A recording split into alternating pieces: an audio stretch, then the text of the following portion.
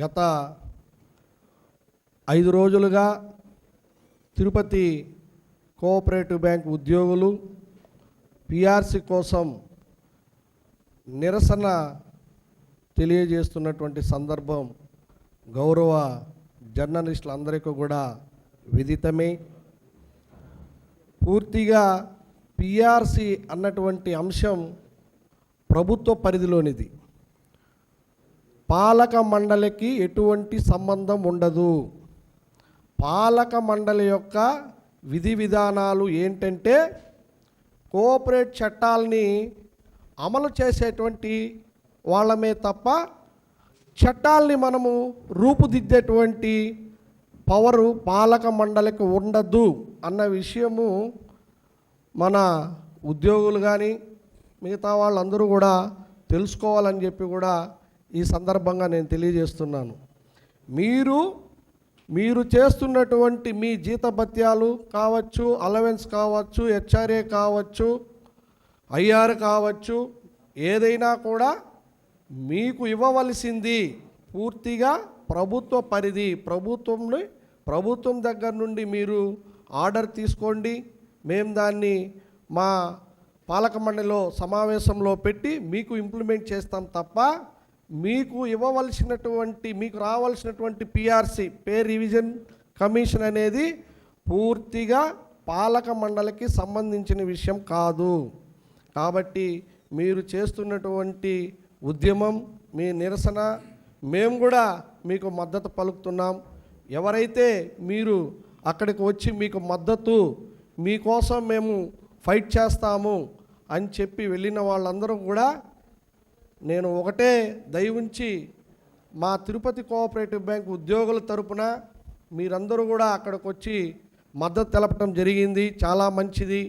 మీరు దాంట్లో మబ్బు దేవనారాయణ రెడ్డి కావచ్చు, పులుగోరు మురళి గారు కావచ్చు, ఆర్సి మునికృష్ణ గారు కావచ్చు, వీరందరూ కూడా నిన్నటి దినం పక్క జిల్లాలో ఒక అధికార కార్యక్రమానికి గౌరవ ముఖ్యమంత్రి గారు చంద్రబాబు నాయుడు గారు విచ్చేశారు.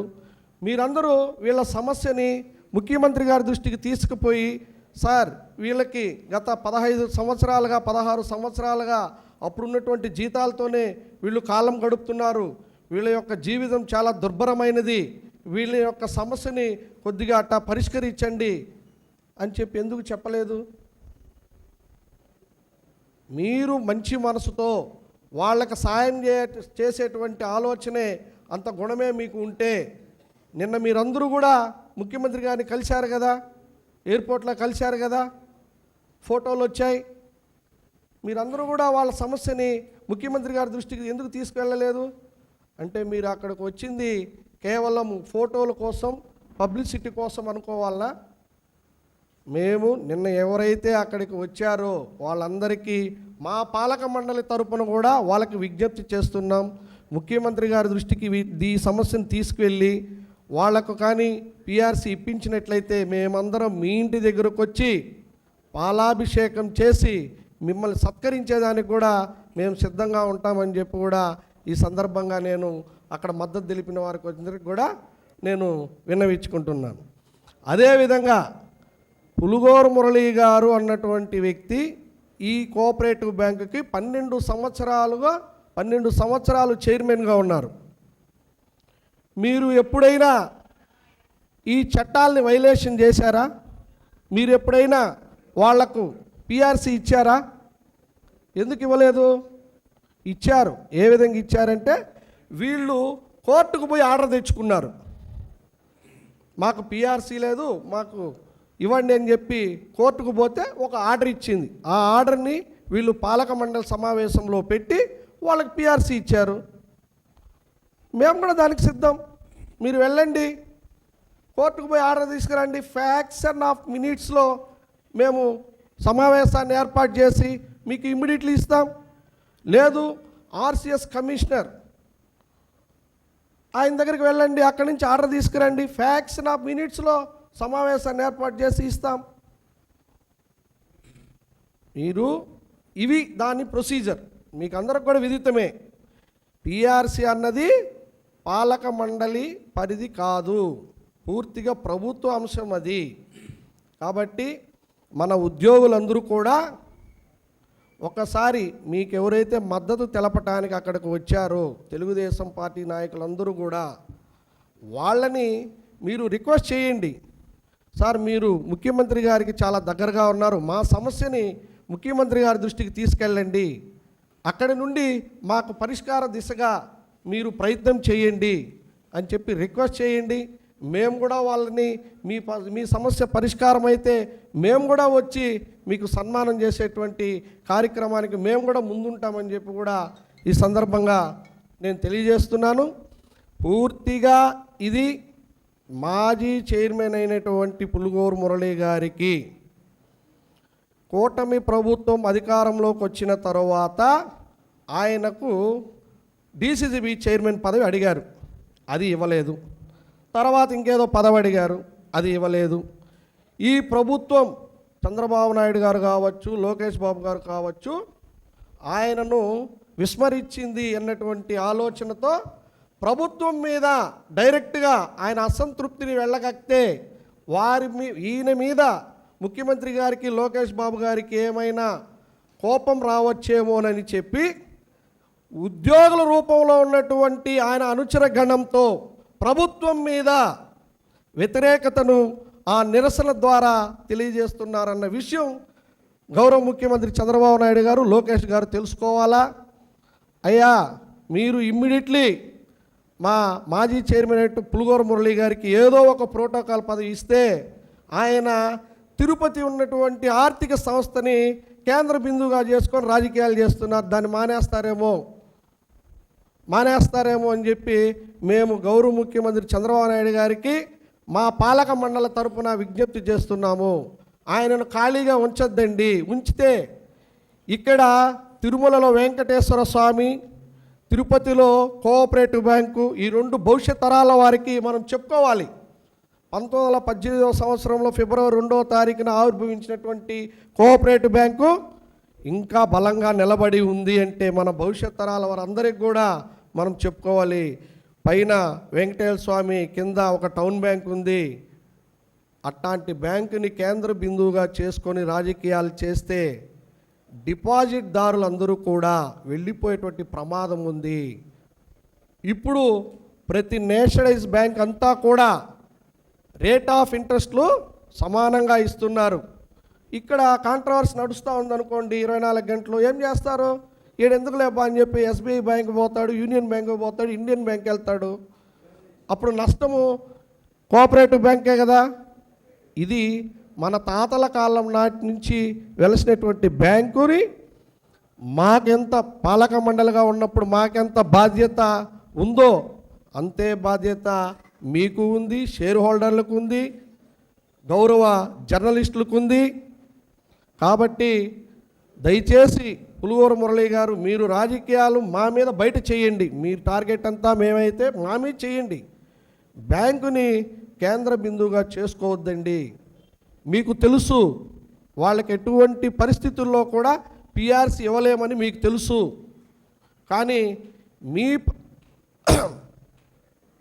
మీ యొక్క స్వార్థ ప్రయోజనాల కోసం వాళ్ళని అలాంటి నిరసనలు తెలియజేయటం సబబు కాదు. కాబట్టి మీకేమైనా పదవి రావాలంటే, ఇంకోటి రావాలంటే మీ ముఖ్యమంత్రి గారి దృష్టికి తీసుకెళ్ళండి. మీరు అక్కడికి పోతే ఆయన ఏమన్నా కన్సిడర్ చేస్తారు తప్ప ఈ విధంగా ప్రభుత్వం మీద వ్యతిరేకతతో ఈ విధంగా ఉద్యోగులను వాడుకోవటం, బ్యాంకు యొక్క కీర్తి ప్రతిష్టలు దెబ్బతినే విధంగా మీరు వారి దగ్గర నిరసనలు తెలియజేస్తూ ఉంటే బ్యాంకుకు నష్టం జరుగుతుందని చెప్పి కూడా ఈ సందర్భంగా నేను తెలియజేస్తున్నాను.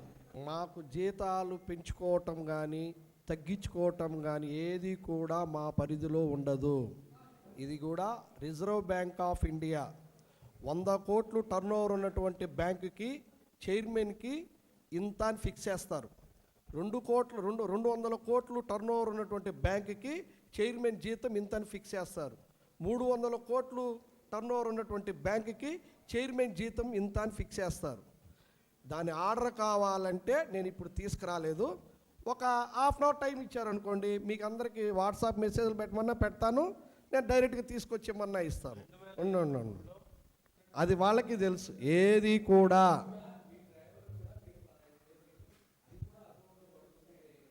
అతను ఉద్యోగిగా, పర్మనెంట్ ఉద్యోగి కాదు, టెంపరవరీ ఉద్యోగిగా అక్కడ పెట్టడం జరిగింది.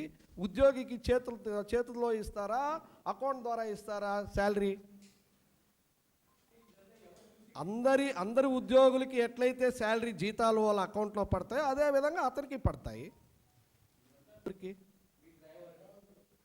డ్రైవర్కి అవన్నీ కూడా ఎండి గారి పరిధిలో ఉంటాయి, రిజిస్ట్రార్ పరిధిలో ఉండవు. జీతాలు ఎవరికి ఏమి ఇవ్వాలన్నది, 1వ తేదీ ఇవ్వాలన్నది అవన్నీ కూడా ఎండి గారి పరిధి. అవి ఎండి గారు డ్రా చేస్తారు, వాళ్ళకి ఇస్తారు. అవి పాలక వర్గానికి ఎటువంటి సంబంధం ఉండదు.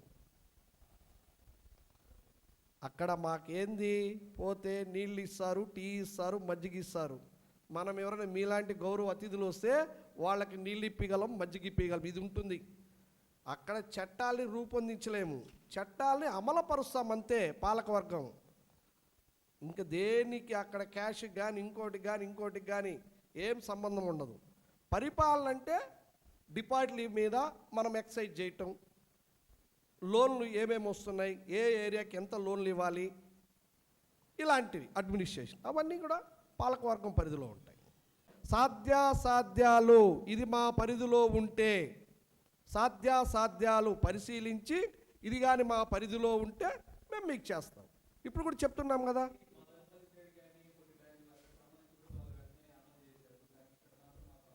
వాళ్ళు ఏ విధంగా అమలు చేసుకున్నారో దాని డ్రాఫ్ట్ ఉంటుంది, దాన్ని మాకు ఇమ్మని చెప్పండి, ఒకసారి మమ్మల్ని కూడా తీసుకుపోమని చెప్పండి, అక్కడికి పరిశీలిస్తాం. వాళ్ళ దగ్గర మేము ఒపీనియన్ తీసుకుంటాం, ఏ విధంగా చేయాలి, ఆ విధంగా చేయొచ్చా అని చూసి, అదేగా చెప్పింది ఫైనల్గా సాధ్యాసాధ్యాలు ఇవన్నీ పరిశీలించి నిజంగా వాళ్ళు కానీ దానికి అర్హులైతే ఖచ్చితంగా చేస్తాం. డౌట్ ఏముంది? కోఆపరేటివ్ బ్యాంక్ మీడియా మిత్రులందరికీ కూడా నమస్కారాలు. ఈరోజు కోఆపరేటివ్ బ్యాంక్ పరిస్థితి ఎలా ఉంది అని అంటే, ఈ కూటమి నాయకుల దుష్ట భావనలతో కూడినటువంటి రాజకీయ చదరంగంలో ఏమీ తెలియనటువంటి ఉద్యోగస్తుల జీవితాలు బలైపోతున్నాయి. వాస్తవానికి కోఆపరేటివ్ బ్యాంక్కి రాజకీయాలకి చాలా దూరంగా ఉండాల్సిన పరిస్థితి. మరి ఇప్పుడు ఎలాగైపోయిందంటే, రాజకీయ చదరంగం తిరుపతి కోఆపరేటివ్ బ్యాంక్ని పరిధిలోకి తీసుకొని ఒక రాజకీయ చదరంగం తిరుపతిలో ఆడుతోంది. మేము పాలక మండలి ఎన్నికైన తర్వాత మేము ఏం చేశాము అనేది కూడా ఈ సందర్భంగా మీ అందరికి కూడా తెలియాలి.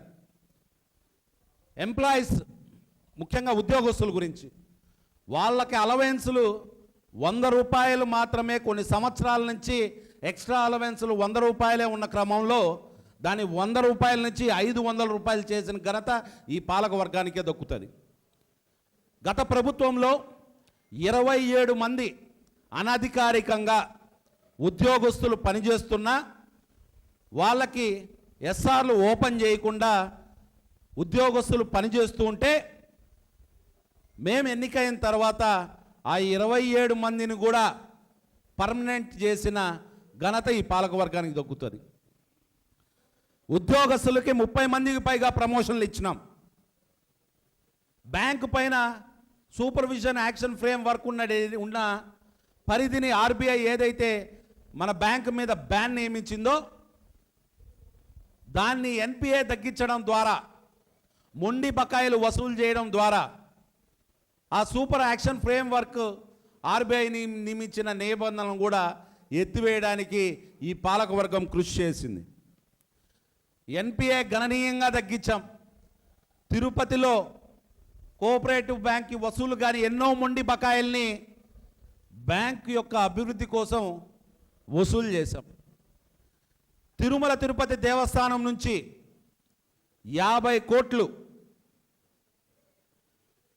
డిపాజిట్లు తీసుకుని రావడానికి ఒప్పందం చేసుకొని 10 కోట్లు కూడా తిరుపతి కోఆపరేటివ్ బ్యాంకులో డిపాజిట్ చేయించాం. ఖాతాదారులకి ఏటీఎం సౌకర్యం కానీ, గూగుల్ పే కానీ, ఫోన్పే కానీ ఇలాంటి అధునాతిక సౌకర్యాలన్నీ కూడా ప్రజలకు అందుబాటులోకి తీసుకొని వచ్చినాం. ముఖ్యంగా పిఆర్సీ విషయం, ఏదైతే పే రివిజన్ కమిషన్ ఉందో దాని గురించి 2022 మేము ఎన్నికైన తర్వాత మా చైర్మన్ గారు సంబంధిత శాఖ ఐఏఎస్ ఆఫీసర్ దగ్గరికి వెళ్ళి కలవడం జరిగింది. అప్పుడు ఆయన పిఆర్సీకి మీ పాలక వర్గానికి ఏం సంబంధం, మీ పాలక వర్గం ముందుగా ఏదైతే బ్యాంకులో ఎన్పిఏ గణనీయంగా పెరిగింది, మొండి బకాయిలు చాలా ఉన్నాయి, ముందు మీరు దాన్ని తగ్గించే ప్రయత్నం చేయాలి, కానీ పాలక వర్గానికి పిఆర్సీకి ఎటువంటి సంబంధం లేదు అని చెప్పేసి ఆ రోజు ఉన్న ప్రిన్సిపల్ సెక్రటరీ గారు చెప్పడం జరిగింది. మరి అప్పటి శాసనసభ్యులు భూమన కరుణాకర్ రెడ్డి గారు ఉద్యోగస్తులకి సంబంధించి పిఆర్సీ కావాలి అని చెప్పి 2 సార్లు ఆయన వ్యక్తిగత సిఫార్సు లేఖను కూడా ఉద్యోగస్తులకు అందించిన విషయం మీ అందరికీ కూడా తెలియపరుస్తున్నాను. చాలాసార్లు ప్రిన్సిపల్ సెక్రటరీ గారికి కరుణాకర్ రెడ్డి గారు ఫోన్ చేసి ఎలాగైనా ఉద్యోగస్తులకి ఆ పిఆర్సీ అమలయ్యే విధంగా చూడండి అని కూడా ఆయన మాట్లాడడం జరిగింది. కానీ అప్పుడు ఎందుకు అమలుపరచలేదు అని అంటే బ్యాంక్ యొక్క ఎన్పిఏ కానీ మొండి బకాయిలు కానీ ఎక్కువగా ఉండడం ద్వారా ఆర్బీఐ మన బ్యాంక్ మీద బ్యాన్ నియమించడం వల్ల ఆ రోజున పిఆర్సీ అప్పటి వైఎస్ఆర్ గవర్నమెంట్ అమలు తీసుకురాలేకపోయింది. మరి ఇప్పుడు జరుగుతున్న ఉద్యోగుల పరిస్థితి చూస్తుంటే నిజంగానే చాలా చాలా బాధాకరమైన విషయం. వాళ్ళ సమ్మెకు మా పూర్తి మద్దతు తెలియజేస్తూ ఎవరైతే ఈ కూటమి నాయకులు విడిగా తిరుపతి కోఆపరేటివ్ బ్యాంక్ వచ్చి రాజకీయాలు చేయాలని, రాజకీయ అలజడి సృష్టించాలని ప్రయత్నిస్తున్నారో మేము వాళ్ళని ఒకటే అడుగుతున్నాం. వచ్చిన వాళ్ళలో కొంతమంది పాలక మండలి అధ్యక్షులుగా పనిచేసిన వాళ్ళు ఉన్నారు, వైస్ చైర్మన్గా పనిచేసిన వాళ్ళు ఉన్నారు, డైరెక్టర్లుగా పనిచేసిన వాళ్ళు ఉన్నారు. మరి 2015 పిఆర్సీని 2019 వరకు తెలుగుదేశం ప్రభుత్వం ఉన్నింది, మీరు అధికారంలో ఉన్నారు. మరి ఈ పాలక వర్గం ఆ పిఆర్సీని ఎందుకు అమలు పరచలేదు? మీరు చెప్తున్నారు కదా ఈరోజు బోర్డులో పెట్టి పిఆర్సీని అమలు చేయండి అని చెప్పేసి మీరు మైకులు పట్టుకొని చెప్తున్నారు. అంటే చట్టాల గురించి తెలియక మాట్లాడుతున్నారా, లేదా చట్టాల గురించి తెలిసి కూడా రాజకీయం చేయాలనే దురుద్దేశంతో మీరు మాట్లాడుతున్నారా అనేది మాకు పూర్తిగా అర్థం కావట్లేదు. ఎన్నో సంవత్సరాల నుంచి తిరుపతి ప్రజలకు డివిడెంట్లు ఇవ్వలేని పరిస్థితుల్లో తిరుపతి కోఆపరేటివ్ బ్యాంక్ని ఈ కూటమి రాజకీయ నాయకులు నడిపారు. మరి మేము, మా చైర్మన్ గారు కావచ్చు, మా పాలక వర్గం కావచ్చు, మేము ఎంతో కృషి చేసి డివిడెంట్లు తెస్తే కూడా దాన్ని కూడా అడ్డుకునే ప్రయత్నం ఈ కూటమి నాయకులు చేసినారు అని అంటే ఇంతకన్నా దారుణమైన విషయం మరి ఏమీ లేదు. మేము ఒకటే చెప్తున్నాం, ఎవరైతే ఈ కూటమి నాయకులు విడిగా వచ్చి సందర్శించి వాళ్ళ మద్దతు తెలియజేస్తున్నారో వాళ్ళు ఖచ్చితంగా గవర్నమెంట్ దగ్గర నుంచి మాట్లాడి మీరు దానికి సంబంధిత పిఆర్సీకి సంబంధిత ఆర్డర్ ఏదైనా తీసుకొని వస్తే ఒక్క నిమిషం కూడా ఆలస్యం చేయకుండా దాన్ని బోర్డులో పెట్టి అమలు చేసే బాధ్యతను మేమందరం తీసుకుంటాం. రూల్స్ వైలేట్ చేయలేం. ఎందుకు అంటే సహకార చట్టాలు చాలా కఠినంగా ఉంటాయి. ₹1 అవినీతి చేసినా కూడా సహకార చట్ట పరిధిలో నుంచి ఎవరు తప్పించుకోలేరు. దాన్ని ఎప్పటికైనా తిరిగి కట్టవలసిన బాధ్యత ఎవరైతే వైలేషన్ చేస్తుంటారో వాళ్ళ మీదే పడుతుంది. వాళ్ళు ఖచ్చితంగా శిక్షార్హులు అవుతారు. కాబట్టి వైలేషన్ చేయడానికి మేము సిద్ధంగా లేం. ఫైనల్గా ఒకటే చెప్తున్నాం, కొందరి స్వార్థ ప్రయోజనాలే పరమావధిగా సాగుతున్న ఈ రాజకీయ కురుక్షేత్ర రణరంగంలో అభిమన్యులుగా మారబోతున్న కోఆపరేటివ్ బ్యాంక్ ఉద్యోగస్తులకి మా ప్రగాఢ సానుభూతి తెలియజేస్తూ థ్యాంక్ యూ. ఏమైనా క్వశ్చన్లు అడగలరు? రిజిస్టర్ కాబడిన సహకార సంఘాలు కోఆపరేటివ్ యాక్ట్లో 2 రకాలు ఉంటాయి. ఒకటి 1964 యాక్ట్ ద్వారా రిజిస్టర్ కాబడిన సహకార సంఘాలు, రెండవది 1995 దాన్ని మ్యాక్స్ యాక్ట్ అని కూడా అంటారు. 1995 యాక్ట్ ద్వారా రిజిస్టర్ కాబడిన సహకార సంఘాలు. 1995 యాక్ట్ ద్వారా రిజిస్టర్ కాబడిన సహకార సంఘాలకి మీరు చెప్పినటువంటి సొంతంగా ఏదైనా చేయగలిగే హక్కులు కానీ అవన్నీ కూడా 1995 యాక్ట్ కింద రిజిస్టర్ కాబడినటువంటి సహకార చట్టాలకి వాళ్ళు కల్పించారు. కానీ 1964కి సంబంధించి యాక్ట్కి సంబంధించి రిజిస్టర్ కాబడిన సహకార సంఘాలకి పూర్తిగా ఎటువంటి చట్ట సవరణలు చేయాలన్నా ఏం చేయాలన్నా కూడా రిజిస్టర్ కానీ ఆర్సిఎస్ కానీ లేదంటే సర్టెన్ కోఆపరేటివ్ మినిస్టర్ కానీ లేకపోతే కోఆపరేటివ్ మినిస్టర్ శాఖకు సంబంధించిన ప్రిన్సిపల్ సెక్రటరీ గారికి మాత్రమే అధికారాలు ఉంటాయి. 95 యాక్ట్ వేరు, 1964 యాక్ట్ వేరు.